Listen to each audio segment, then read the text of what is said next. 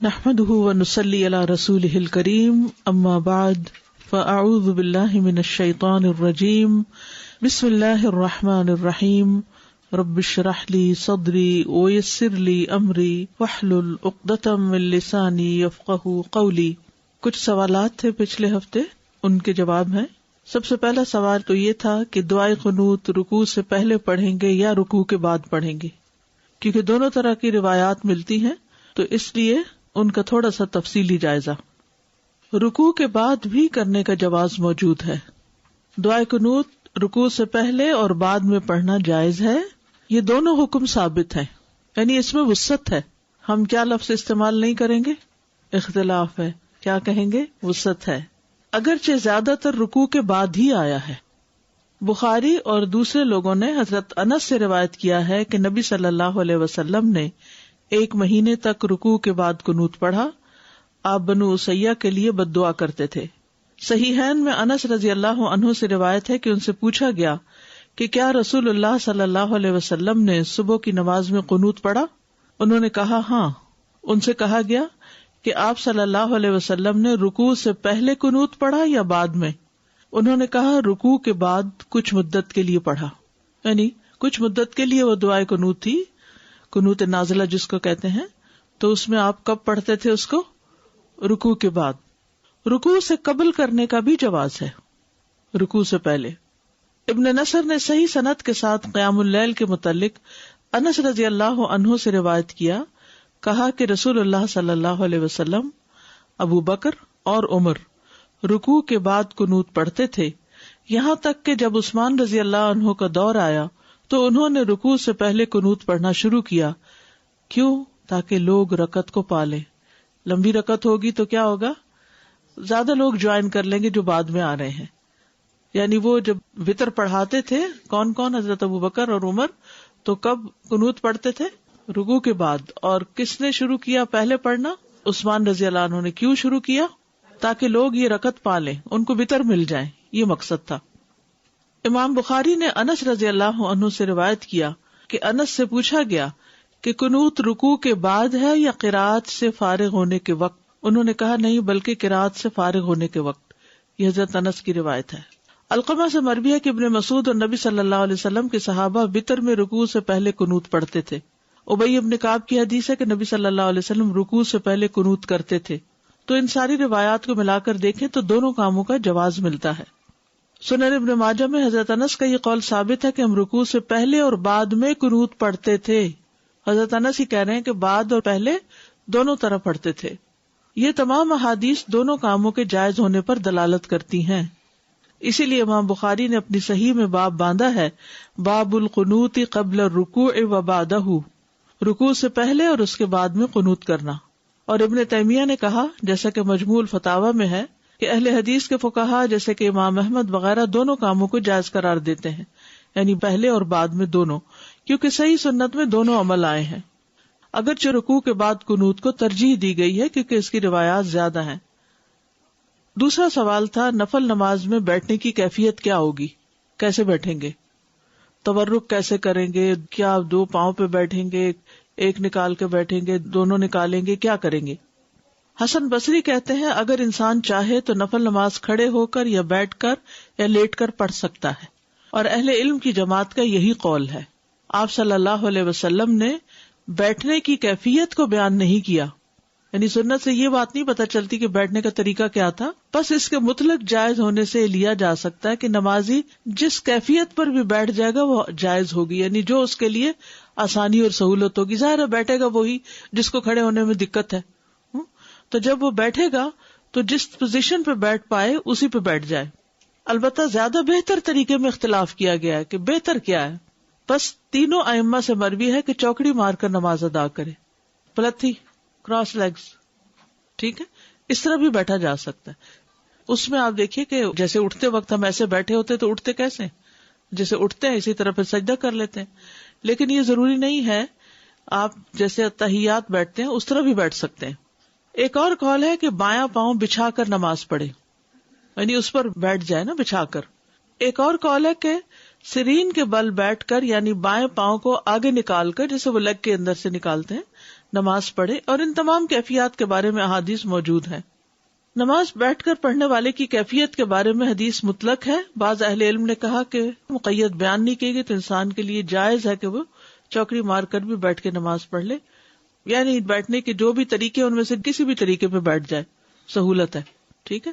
کرسی پہ بھی بیٹھ سکتے ہیں، یعنی بعض لوگ نیچے بیٹھ ہی نہیں سکتے تو وہ کرسی پہ بیٹھ کے پڑھ سکتے ہیں اشارے کے ساتھ، یا یہ بھی کر سکتے ہیں کہ صرف اتحیات میں بیٹھ جائیں اور باقی کچھ قیام کھڑے ہو کے کریں، کچھ بیٹھ کے کریں، یا سارا بیٹھ کے کریں اور رکوع کھڑے ہو کے کر لیں اور پھر سجدے میں چلے جائیں اور پھر تحیات بیٹھ کے پڑھ، یعنی اس میں کوئی خاص اور پابندی نہیں لگائی گئی، تو وسعت کی وجہ سے آپ کے لیے سہولت ہے۔ پھر ہے نماز میں سورۃ الاخلاص کی تکرار۔ یہ بھی کسی نے سوال کیا تھا آپ میں سے، سوال تھا کیا یہ ممکن ہے کہ میں نفل نماز میں ایک ہی سورت پڑھوں؟ مثال کے طور پر میں سورۃ اخلاص کو ایک سے زیادہ مرتبہ پڑھتا جاؤں، گویا کہ میں ایک رکعت میں 100 دفعہ پڑھوں۔ بعض لوگ اس طرح کرتے ہیں نا، کئی لوگ وظیفے بتاتے ہیں، حاجت کے نفل بتاتے ہیں، یہ سورت 15 دفعہ پہلی رکعت میں اور دوسری میں، یہ سب خود ساختہ طریقے ہیں۔ الحمدللہ ایک ہی رکعت میں یا 2 رکعت میں کسی سورت کو بار بار لوٹا کر پڑھنے میں کوئی حرج نہیں ہے، کوئی اس میں منع نہیں کیا گیا کہ 2 دفعہ نہیں پڑھ سکتے، 3 دفعہ نہیں پڑھ سکتے۔ خاص طور پر قل هو اللہ احد، کیونکہ اس کی بہت عظیم فضیلت ہے، کیونکہ یہ سورت توحید اور رب تعالیٰ کی صفات پر مشتمل ہے۔ امام بخاری نے روایت کیا کہ ابو سعید خدری سے روایت ہے کہ ایک آدمی نے دوسرے آدمی سے سنا کہ وہ قل هو اللہ احد بار بار پڑھ رہا ہے۔ جب صبح ہوئی تو اس نے رسول اللہ صلی اللہ علیہ وسلم کی خدمت میں حاضر ہو کر اس واقعے کا ذکر کیا، گویا وہ اس عمل میں کوئی بڑا ثواب خیال نہ کرتا تھا۔ تو رسول اللہ صلی اللہ علیہ وسلم نے فرمایا، مجھے اس ذات کی قسم جس کے ہاتھ میں میری جان ہے، یہ سورت قرآن کی 1 تہائی کے برابر ہے۔ لیکن 2 کاموں سے بچنا ضروری ہے تکرار میں۔ نمبر 1، گنتی معین نہ کریں کہ 10 دفعہ ہی پڑھنی ضروری ہے۔ ان میں سے ایک یہ ہے کہ تکرار معین گنتی کے ساتھ نہ ہو۔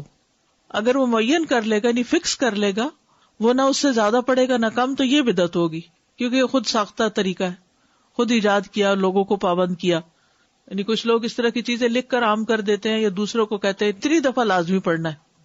مذکورہ حدیث میں گنتی کی تعین نہیں، نہ ہی یہ سلف سے معروف ہے، اور جو چیز شریعت میں متعین نہیں اس کی تعین جائز نہیں، اس کا بغیر کسی تعین کے مطلق ہونا جائز ہوگا۔ جیسے لوگ کہتے ہیں نا کتنی دفعہ آیت کریمہ پڑھیں، وہ کہیں نہیں بتایا گیا کتنی دفعہ، جتنا سہولت سے پڑھ سکتے ہو۔ حضرت یونس علیہ السلام کے بارے میں کچھ نہیں ملتا کہ انہوں نے 100 دفعہ پڑھا یا 1000 دفعہ پڑھا۔ اصل بات یہ کہ پڑھنے کی کوالٹی کیا ہے، یہ زیادہ امپورٹنٹ ہے۔ نمبر 2، اسے عادت نہ بنایا جائے کہ مثلا ہر روز فجر کی نماز میں آپ پہلی رکعت میں 20 دفعہ اور دوسری میں 15 دفعہ قل هو اللہ پڑھ رہے ہیں، یہ نہیں ہونا چاہیے۔ انسان جب بھی رات کو قیام کرے تو ایک سورت کے بار بار پڑھنے کو عادت نہ بنا لے، کہ آپ دیکھیں کہ کوئی شخص ہر رات ایک ہی سورت پڑھتا ہے اور اسے تبدیل نہیں کرتا، یہ بھی مشروع نہیں، نہ سلف صالحین کے عمل میں سے ہے۔ بس جب وہ اس کام کو کرنا چاہے تو کبھی کبھار ہی کرے، اس پر دوام نہ کرے۔ اس کو چاہیے کہ سنت کے عمل کو اور اس کام کو عادت بنائے جس پر پہلے لوگ عمل کیا کرتے تھے۔ وہ ہر رکعت میں سورۃ الفاتحہ کے ساتھ کوئی ایک سورت پڑھے یا کسی سورت کا کچھ حصہ پڑھے، اور تکرار کرنا جو ہے وہ کچھ افضل نہیں ہے، اگرچہ پڑھنے میں کوئی حرج نہیں، لیکن اس میں کوئی ایسا نہیں کہ یہ زیادہ ثواب کا کام ہے۔ اوکے، کیونکہ آپ نے اسی کی فضیلت بتائی نا کہ وہ تو 1 تہائی قرآن کے برابر ہے، تو اس سورت کو معمولی کیوں سمجھتے ہو؟ اور تکرار سے منع نہیں کیا تھا، لیکن تکرار فکس کرنا جو ہے اپنے پاس سے وہ ٹھیک نہیں۔ سورہ ملک ہم عشاء کے آخری 2 رکعت میں پڑھ سکتے ہیں؟ جی پڑھ سکتے ہیں، چاہے فرضوں میں پڑھیں چاہے نفلوں میں پڑھیں، تو وہ اس کی تلاوت کا وہ حق ادا ہو جائے گا، حق ادا ہو جائے گا انشاءاللہ۔ لیکن اس کو لازم اس وقت پابند نہ کر لیں اپنے آپ کو، کبھی اس میں پڑھیں کبھی نہ بھی پڑھیں۔ ابھی ہم نے پڑھا تھا کہ حضرت عثمان رضی اللہ عنہ نے رکوع کے پہلے پڑھنی شروع کی تاکہ جو ہے ان کو رکعت مل جائے لوگوں کو، تو اس صورت میں سورہ فاتحہ تو مس ہو گئی، تو پھر ہمیں رکعت ریوائز کرنی پڑے گی، ریپیٹ کرنی پڑے گی؟ نہیں، جب وہ آئے گا لمبا ہو جائے گا نا، جیسے 1 رکعت ویسے تو چھوٹی ہو جاتی ہے، لیکن اگر قنوت پڑھنی شروع کی تو لمبی ہو گئی رکعت، جی، تو وہ پھر سورۃ فاتحہ آ کے پڑھ لے گا اپنی، کیونکہ رکعت لمبی ہو گئی ہے نا۔ اچھا، وہ خود سے پڑھ لیں گے، خود سے پڑھ لے گا نا، ٹھیک ہے۔ امام کی اگر مس بھی ہو جائے اور انسان خود سے پڑھ لے تو نماز ہو جائے گی۔ ساتھ میرا یہ سوال ہے کہ جیسے 30ویں سپارے کی جب صورتیں بڑی یاد کرنے لگتے ہیں تو پھر اسپیشلی جیسے سورہ اخلاص جیسی صورت ہے تو وہ ہم لوگ کم پڑھنے کی وہ کرتے ہیں. تو میرا یہ تھا کہ جب میں نے بخاری کے اندر اس کی فضیلت پڑھی سورہ اخلاص کی تو اس کے بعد میں نے اپنی ہر نماز کے اندر اس کو شامل کر لیا. کسی بھی ایک رکعت میں پڑھتی تھی یا پھر آخری رکعت میں اس کو رکھ لیا. تو یہ صحیح ہے ایسا کرنا یا نہیں؟ جی دیکھیے مسنون ہے. فجر کی 2 سنتوں کی دوسری رکعت میں اس کا پڑھنا مسنون ہے. مغرب کی 2 سنتوں میں دوسری رکعت میں پڑھنا مسنون ہے. اسی طرح ظہر کی سنتوں میں بھی آپ 2 سنتوں کی آخری رکعت میں اس کو پڑھ لیں. سنت کی دوسری رکعت میں اس کو پڑھنا جو ہے وہ تو سنت سے بھی ثابت ہے، حتیٰ کہ وتر کے بھی آخری رکعت میں.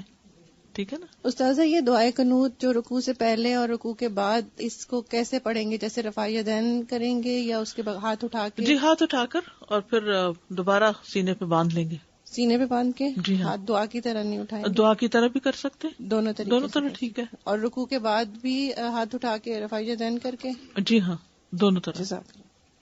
تہجد کی فضیلت متقین اور محسنین کی صفات میں سے ہے. قرآن مجید میں اللہ تعالیٰ فرماتے ہیں بے شک متقی لوگ باغوں اور چشموں میں ہوں گے، لینے والے ہوں گے جو ان کا رب انہیں دے گا. یقیناً وہ اس سے پہلے نیکی کرنے والے تھے. وہ رات کے بہت تھوڑے حصے میں سوتے تھے اور رات کی آخری گھڑیوں میں وہ بخشش مانگتے تھے. سحری کے وقت استغفار کرتے تھے. اس آیت کا مقصد یہ ہے کہ وہ راحت اور نفس کے سکون کے اوقات میں عبادت کی مشقت کو برداشت کرتے ہیں. یعنی جب ساری دنیا سوتی ہے، آرام کرتی ہے، تو وہ اپنے آپ کو عبادت میں تھکاتے ہیں اور دن کی مشقتوں سے صرف تھوڑا ہی آرام حاصل کرتے ہیں. حسن بصری کہتے ہیں انہوں نے رات کے قیام کی تکلیف کو برداشت کیا اور وہ قیام کرنے کے لیے رات کو تھوڑا ہی سوتے ہیں. یعنی تھوڑا سا سوتے ہیں پھر کھڑے ہو کر عبادت کرنا شروع کر دیتے ہیں. راتوں کو قیام کرنے والوں کی تعریف کی گئی ہے قرآن مجید میں. فرمایا امن هو قانت آناء اللیل ساجدا وقائما يحذر الآخرة ويرجو رحمة ربه قل هل يستوي الذين يعلمون والذين لا يعلمون انما يتذكر اولو الالباب. کیا یہ بہتر ہے یا وہ شخص جو رات کی گھڑیوں میں سجدہ کرتے ہوئے اور قیام کرتے ہوئے عبادت کرنے والا ہے، آخرت سے ڈرتا ہے اور اپنے رب کی رحمت کی امید رکھتا ہے؟ کہہ دو کیا برابر ہیں وہ لوگ جو جانتے ہیں اور وہ جو نہیں جانتے؟ نصیحت تو بس عقل والے ہی قبول کرتے ہیں. جنت میں جانے والوں کی صفات بھی یہی ہیں. والذین یبیتون لربہم سجدا وقیاما. وہ لوگ جو اپنے رب کے لیے سجدہ کرتے ہوئے اور قیام کرتے ہوئے رات گزارتے ہیں، یعنی رات کو عبادت کرتے ہیں، اور جو کہتے ہیں اے ہمارے رب ہم سے جہنم کا عذاب پھیر دے، بے شک اس کا عذاب ہمیشہ چمٹ جانے والا ہے. رات کو تہجد پڑھنے اور اس میں دعا کرنے والوں کی جزا کیا ہے؟ سورۃ الفرقان میں آتا ہے اولئک یجزون الغرفۃ بما صبروا ویلقون فیہا تحیۃ وسلاما خالدین فیہا حسنت مستقرا ومقاما. ان لوگوں کو جزا میں بالا خانہ دیا جائے گا اس لیے کہ انہوں نے صبر کیا، اور اس میں ان کا استقبال زندگی کی دعا اور سلام کے ساتھ کیا جائے گا، ہمیشہ اس میں رہنے والے، اور وہ ٹھہرنے اور رہنے کی اچھی جگہ ہے. فرض کے بعد سب سے افضل نماز صلاۃ اللیل ہے. فرض نماز کے بعد سب سے افضل فائدے والی نماز رات کی نماز ہے. صحیح مسلم کی روایت سے یہ بات پتہ چلتی ہے. معاذ بن جبل کہتے ہیں سنن ترمذی کی روایت میں کہ میں ایک سفر میں نبی صلی اللہ علیہ وسلم کے ساتھ تھا. ایک دن صبح کے وقت میں آپ سے قریب ہوا اور ہم سب چل رہے تھے، تو میں نے کہا اللہ کے رسول آپ مجھے کوئی ایسا عمل بتائیے جو مجھے جنت میں لے جائے اور مجھے آگ سے دور رکھے. ہم سب کی یہی تڑپ ہوتے ہیں یا اللہ کوئی کام پتہ چلے کہ جس سے کر کے ہم تیری جنت کو پا سکے، وہاں تک پہنچ سکے اور آگ سے بچ جائیں. آپ نے فرمایا تم نے ایک بہت بڑی بات پوچھی ہے، اور بے شک یہ عمل اس شخص کے لیے آسان ہے جس کے لیے اللہ آسان کر دے. تم اللہ کی عبادت کرو، اس کے ساتھ کسی کو شریک نہ ٹھہراؤ، اور تم نماز قائم کرو، زکوٰۃ دو، اور رمضان کے روزے رکھو، اور بیت اللہ کا حج کرو. پھر آپ نے فرمایا کیا میں خیر کے دروازوں کی طرف تمہاری رہنمائی نہ کر دوں؟ روزہ ڈھال ہے، صدقہ گناہ کو ایسے بجھا دیتا ہے جس طرح پانی آگ کو بجھا دیتا ہے، اور آدھی رات کے وقت آدمی کا نماز پڑھنا پھر آپ صلی اللہ علیہ وسلم نے یہ آیت پڑھی، تتجافا جنوبہم عن المضاجع، ان کے پہلو بستروں سے الگ رہتے ہیں، یدعون ربہم خوفا وطمعا، اپنے رب کو خوف اور امید کی حالت میں پکارتے ہیں۔ تو اس سے پتہ چلتا ہے کہ تہجد پڑھنا جو ہے وہ جنت کی طرف لے جانے والے کاموں میں سے ہے، اور یہ مومن کا شرف ہے۔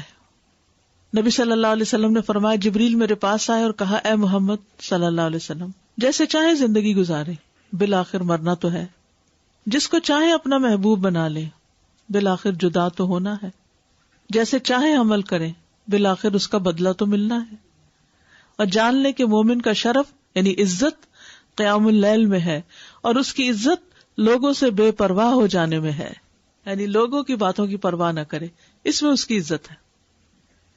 یعنی اللہ کی نگاہ میں کون معزز ہے، کب معزز ہوتا ہے؟ جب رات کو نماز پڑھے۔ اور لوگوں کی نگاہ میں معزز کون ہوتا ہے؟ جو لوگوں کی غلطیوں کو معاف کر دے اور ان سے ان کے مال، ان کے پاس جو کچھ ہے اس سے بے پرواہی اختیار کرے، اس کی لالچ نہ رکھے۔ نبی صلی اللہ علیہ وسلم کی امت کے معزز لوگ۔ ابن عباس سے روایت ہے، انہوں نے کہا کہ رسول اللہ صلی اللہ علیہ وسلم نے فرمایا، میری امت کے اشراف قرآن کے حافظ اور رات کو نماز پڑھنے والے ہیں۔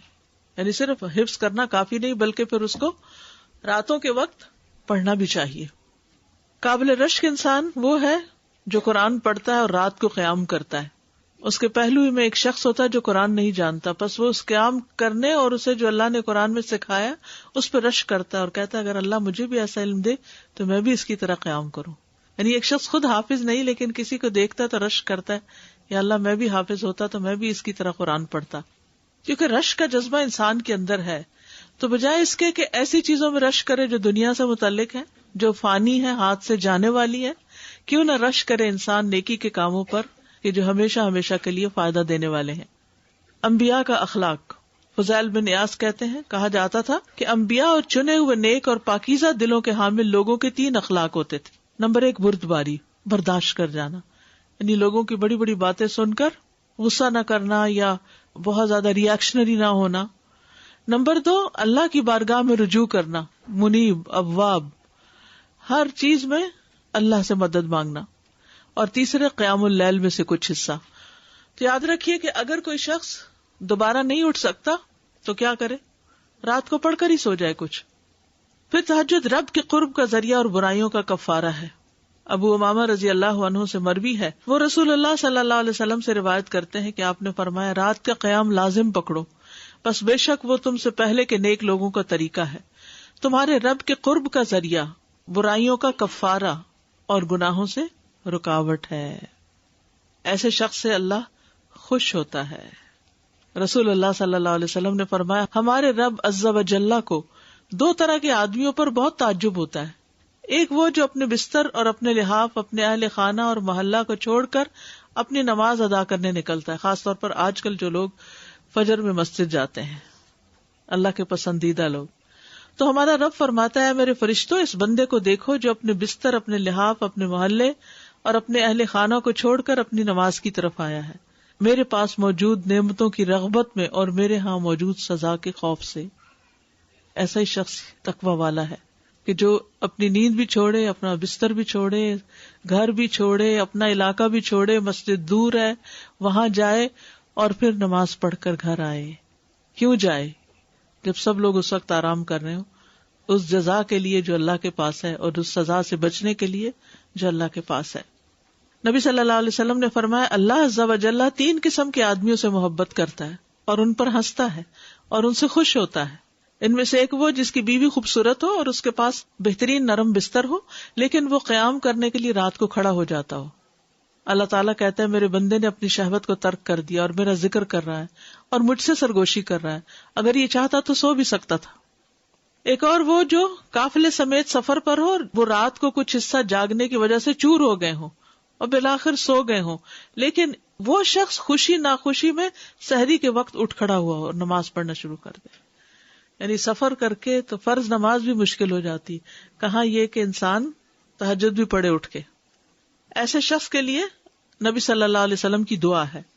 رسول اللہ صلی اللہ علیہ وسلم نے فرمایا، اللہ اس بندے پر رحم فرمائے جو رات کو اٹھ کر نماز پڑھتا ہے اور اپنی بیوی کو جگاتا ہے، اگر وہ انکار کرے تو اس کے منہ پر پانی کے چھینٹے مارتا ہے اور اللہ تعالیٰ اس عورت پر رحم فرمائے جو رات کو اٹھ کر نماز پڑھتی ہے اور اپنے شوہر کو بھی جگاتی ہے. اگر وہ انکار کرے تو اس کے منہ پر پانی کے چھینٹے مارتی ہے تاکہ وہ بھی اٹھ جائے. اب آپ کہیں گے نہیں وہ تو سخت ناراض ہو جائیں گے تو کیسے چھینٹے مارے.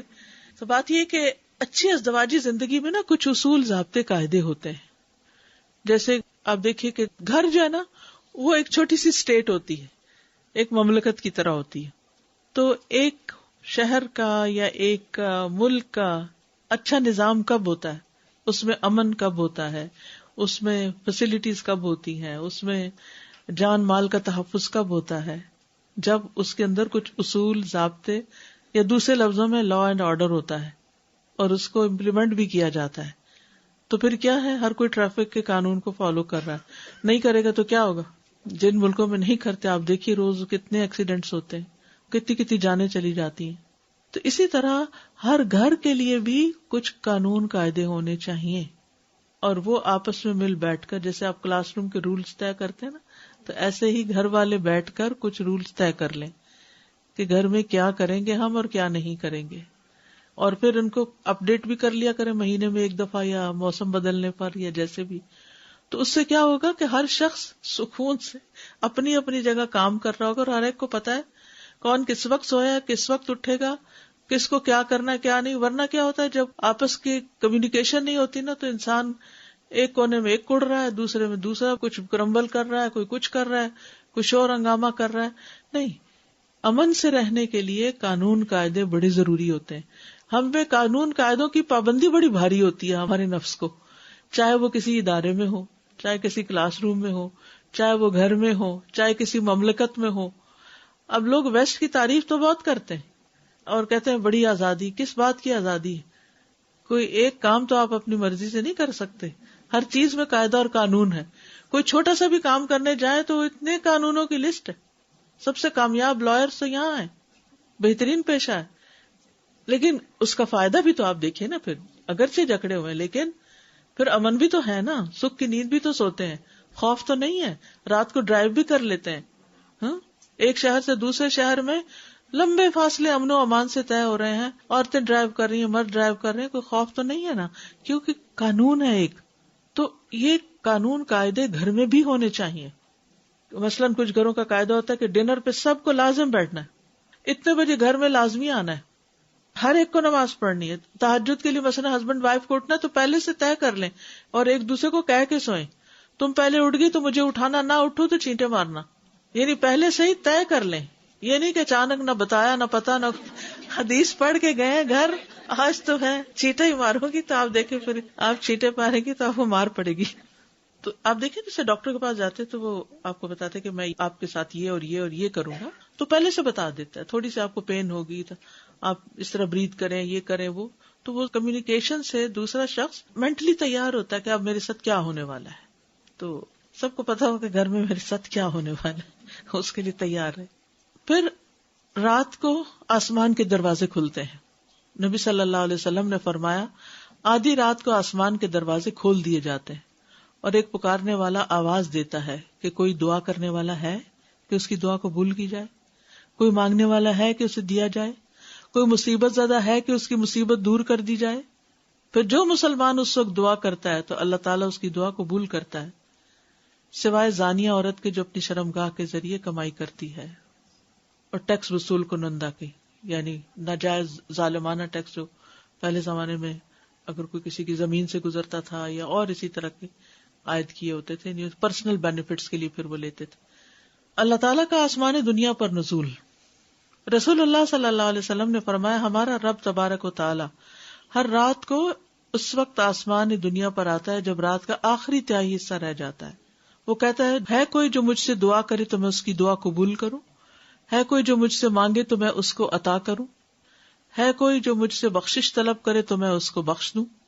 نبی صلی اللہ علیہ وسلم نے فرمایا تمام اوقات سے زیادہ بندہ پچھلی رات میں اپنے رب کے قریب ہوتا ہے, بس اگر تم سے ہو سکے تو تم اس گھڑی میں اللہ کو یاد کرنے والوں میں سے بن جاؤ تو ضرور بن جاؤ. یعنی اس وقت کے لیے دعائیں تیار رکھیں, چاہے کہیں لکھی ہوئی ہو, چاہے دعاؤں کی کتاب ہو یا ایپ ہو یا کچھ بھی ہو. تو آج کل آپ دیکھیں کہ کتنی 6:15 سے اگر آپ 5:30 بھی 6:45 بھی اٹھ جائیں, 6 بجے بھی اٹھ جائیں, تو آپ دیکھیں 15 منٹ تو دعاؤں کے لیے ہے نا. اور اللہ کے قریب ہونے کے لیے. نبی صلی اللہ علیہ وسلم نے فرمایا تمام اوقات سے زیادہ بندہ پچھلی رات میں رب کے قریب ہوتا ہے. بس اگر تم سے ہو سکے تو تم اس گھڑی میں اللہ کو یاد کرنے والوں میں سے بن جاؤ تو ضرور بن جاؤ. اور اگر آپ سے نہیں اٹھا جائے، بیمار ہیں، تکلیف میں ہے، رات بہت دیر سے سوئے، کوئی بھی وجہ نہیں اٹھ پا رہے، آنکھ کھل گئی ہے، لیٹے لیٹے ہی ذکر شروع کر دیں. لیٹ کر بھی دعائیں مانگ سکتے ہیں، لیکن دعائیں مانگنا نہ بھولیے، یعنی کچھ نہ کچھ ضرور مانگیے. نیت کر کے سو جانے پر بھی اجر ہے. نبی صلی اللہ علیہ وسلم نے فرمایا جو اپنے بستر پر آئے اور اس کی نیت یہ ہو کہ وہ رات کو اٹھ کر نماز پڑھے گا، پھر اس پر نیند کا ایسا غلبہ ہوا یہاں تک کہ سوتے سوتے صبح ہو گئی، تو اس نے جو نیت کی اس کے لیے وہی اجر لکھ دیا جاتا ہے، اور اس کی نیند اس کے رب کی جانب سے اس پر صدقہ ہوگی. نبی صلی اللہ علیہ وسلم نے فرمایا سلام پھیلاؤ، اچھی گفتگو کرو، صلہ رحمی کرو، اور راتوں کو جب لوگ سو رہے ہو تو تم قیام کرو، تم سلامتی کے ساتھ جنت میں داخل ہو جاؤ گے. آپ دیکھ کتنی خوبصورت، سلام پھیلاؤ. یاد رکھیے بچپن سے بچوں کو سلام کی عادت ڈال دینی چاہیے، اور یہ نہیں کہ انہیں کہا جائے سلام کرو، انہیں سلام کر دیں. آپ خود جب آپ خود بار بار سلام کریں گے تو ان کو عادت بن جائے گی، وہ بھی کرنا شروع کر دیں گے. اچھی گفتگو کرو، یعنی پازیٹیو تھنکنگ ہو تو پازیٹیو گفتگو ہوتی. اچھے موضوعات تلاش کرو گفتگو کے، جس میں نہ غیبت ہو، نہ بہتان ترازی ہو، نہ چغل خوری ہو، نہ کچھ اور اس طرح کا، بلکہ اچھی اچھی باتیں ہوں. اور رشتہ داروں کے ساتھ جوڑو، اور رات کو جب لوگ سو رہے ہو تو قیام کرو. سلامتی سے جنت میں داخل ہو جاؤ گے. ایسے لوگ جنت کے خوبصورت گھروں کے وارث ہیں جو گفتگو میں نرمی کریں. اچھی گفتگو سے مراد نرم گفتگو بھی، کھانا کھلائے، اور رات کو جب لوگ سو رہے ہو تو اللہ کے لیے قیام کرے. خواتین کے لیے بہت بڑا موقع ہے اجر کمانے کا، کھانا کھلا کر. ہم سمجھتے صرف گھر سے باہر کھانا کھلانا ہی، یا مہمانوں کو کھانا کھلانا، یا کسی کی دعوت کرنا ہی کھانا کھلانا ہے. گھر والوں کے لیے جو کچھ آپ پکاتے ہیں اور جو بناتے ہیں وہ بھی اس میں شامل ہوتا ہے. السلام علیکم سر. یہ بات ایک یہ موٹیویشنل بات جو مجھے لگی موٹیویشنل اپنے لیے، وہ یہ تھا کہ جب جیسے شروع میں تہجد کا وہ پڑھنا شروع کیا یہ وہ، تو جب یہ پڑھا نا ذکر کہ اللہ سبحانہ وتعالیٰ آتے ہیں اور وہ کہتے ہیں کو مجھ سے مانگنے والا یہ وہ، تو ایک دن ایسے اٹھے دل نہیں چاہتا. میں سوچتی کہ دنیا میں ہمیں کسی سے اگر ملنا ہو نا کسی ہائر پرسنالٹی سے، تو وی آر لائک ہمیں ہوتا ہے کہ پتہ کب ملاقات ہوگی اور ہم ہوتے ہیں. تو ایک دن میں اٹھی میں نے کہا اللہ سبحانہ وتعالیٰ میرا ویٹ کر رہے ہیں.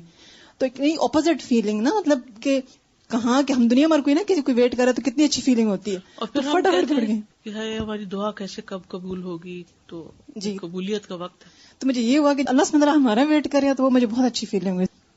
السلام علیکم رحمۃ اللہ. استاذہ ایک مرتبہ میں شیخ یاسر قاضی کا ایک کوٹ پڑھ رہی تھی کہ اگر ہم تہجد کے وقت نہیں اٹھ سکتے اور ہمیں کسی چیز کی شدید طلب بھی ہے تو ہم اپنی طلب کو دیکھیں کیا واقعی وہ اتنی شدید ہے. سچی طلب ہے واقعی. آج ہی ایسا ہوا تھا کہ میری آنکھ نہیں کھلی تو یہ جو ہے کہ اس کی نیند اس کے رب کی جانب سے اس پر صدقہ ہو گئی. اور کبھی ایسا ہوتا ہے کہ مطلب روز ہی کوئی نہ کوئی پرابلم تو نکل رہا ہوتا ہے نا، تو میں رات کو کہتی ہوں کہ اوکے صبح اللہ سے کہوں گی. بالکل بالکل الحمدللہ. واقعی یہ بڑی اچھی ٹپ ہے کہ دن میں جو مسئلے مسائل ہو، کچھ ہو، کوئی اٹکی ہوئی چیز ہو، تو انسان سوچ رکھے کہ میں صبح بات کروں گی. الحمدللہ ہوتی ہیں، واقعی ہوتی ہیں. بالکل. اور پھر یہ کہ باقی تو اللہ کا فیصلہ نا، وہ اب دے، کبھی دے، جب دے، لیکن دعا کر کے ایک تسلی ہو جاتی ہے کہ ہم نے اپنا کام کر لیا، ہم نے مانگ لیا، اس کے سپرد کر دیا اپنے معاملات. السلام علیکم ورحمۃ اللہ وبرکاتہ. ایک تو میرا سوال ہے اور ایک میں نے شیئر کرنا ہے. جی.